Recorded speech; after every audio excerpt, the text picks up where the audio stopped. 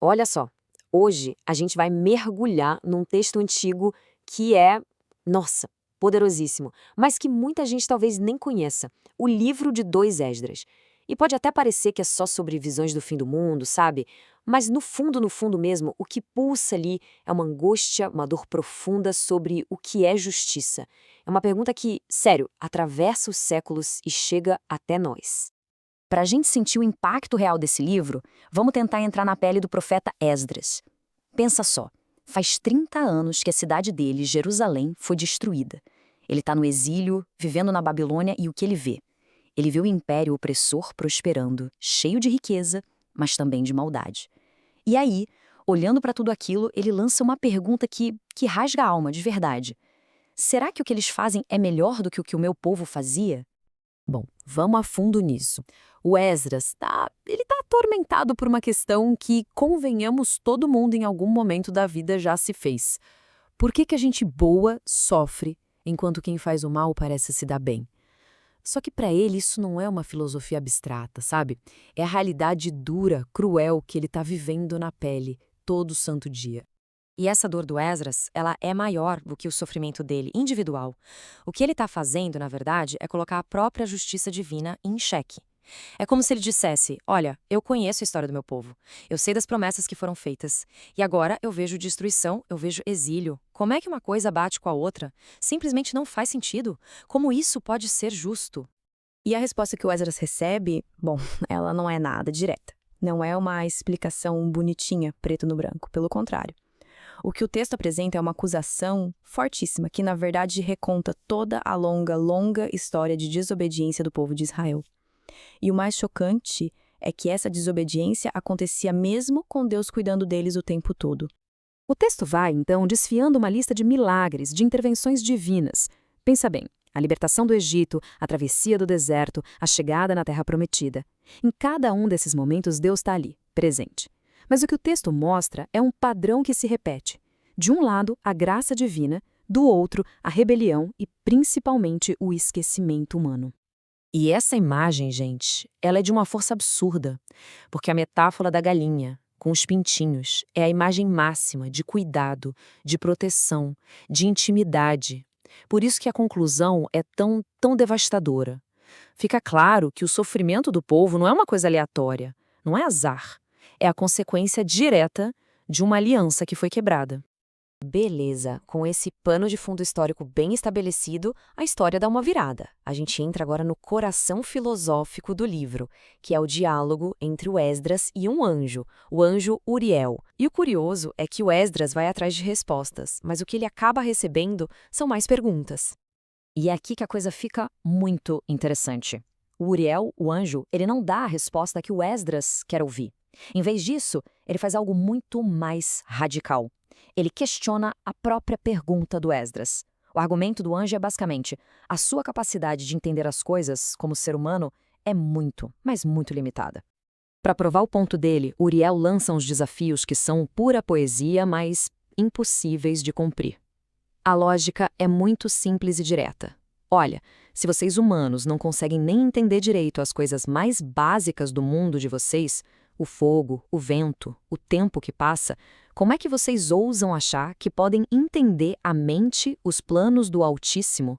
É um checkmate, né? Então, a grande sacada aqui é essa. As respostas que o Esdras tanto busca não estão ao alcance dele.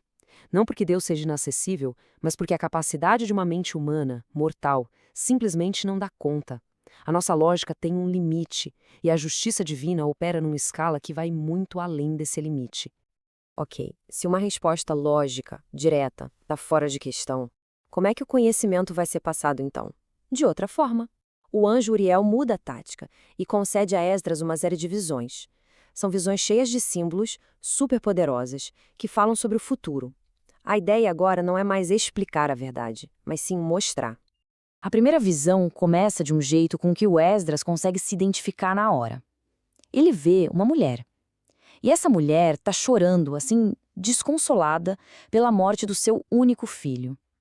É um tipo de dor que o Esdras, que está de luto pela sua cidade, Sião, entende perfeitamente. Só que aí acontece o inesperado. De repente, a mulher que chorava se transforma, e ela se transforma na imagem da cidade de Sião, gloriosa, reconstruída. A mensagem aqui é uau, é muito poderosa. Todo esse tempo de luto vai ter um fim. A dor vai sim se transformar em glória, em restauração. A visão seguinte já muda completamente o tom. Fica bem mais assustadora. Do mar surge uma águia, mas não uma águia qualquer. Uma águia monstruosa, com um monte de asas, várias cabeças. Essa figura representa a sequência de impérios aqui da Terra, um depois do outro, todos eles governando com opressão, com tirania. Só que aí no meio dessa escuridão toda surge um leão. E esse leão, que representa o Messias, vai para cima da águia. Ele confronta a águia, acusa ela de toda a sua maldade e, no fim, a destrói. É um símbolo muito claro, né? A tirania do mundo vai ter um fim e a justiça de Deus vai prevalecer. E aí chegamos na última visão, que é a mais apocalíptica de todas. Uma figura que parece um homem surge do mar, e contra ele vem um exército que não dá nem para contar. Uma multidão imensa reunida com um único objetivo: destruir essa figura. E o clímax dessa visão é de cair o queixo. Porque o homem não luta com espada, com lança, com nada disso. Ele simplesmente acaba com todos os seus inimigos com uma espécie de jato de fogo que sai da boca dele. É a imagem perfeita da vitória divina, sem esforço, absoluta. O mal é simplesmente consumindo, pulverizado pelo poder da palavra. Certo, a gente viu todas essas visões incríveis. Mas e a pergunta lá do começo? Aquela angústia toda do Esdras. Como é que isso tudo responde àquilo? A resposta é que todas essas visões juntas formam uma resposta final, mas não é uma resposta sobre por que o sofrimento existe agora. É uma resposta sobre o que vai acontecer depois. O livro basicamente resume toda a sua ideia numa distinção muito clara entre dois mundos, duas eras. A era presente, esse mundo em que a gente vive, é descrito como um caminho difícil, apertado, cheio de perigo e de dor. É uma provação. Mas, e esse é o ponto-chave, não é o destino final. É só a passagem para um outro mundo, o mundo que está por vir. E esse sim vai ser amplo, seguro e eterno. Então, no fim das contas, a grande resposta do livro de 2 Esdras para o problema do mal não é tentar explicar por que o sofrimento acontece agora. A solução que ele apresenta é a promessa de um futuro onde toda injustiça, toda dor vai ser finalmente corrigida. A justiça divina não está ausente, ela não falhou, ela só está esperando o momento certo para se manifestar por completo. E tudo isso nos deixa com uma pergunta no ar, para a gente refletir. O grito do Esdras por justiça, aqui e agora, é algo profundamente humano. E a resposta do livro, que aponta para um acerto de contas no futuro, fala direto a uma necessidade que a gente tem desde sempre de encontrar esperança, de encontrar um sentido em meio ao sofrimento. A pergunta que fica é: por que será que essa promessa de uma justiça final continua sendo uma ideia tão poderosa para nós?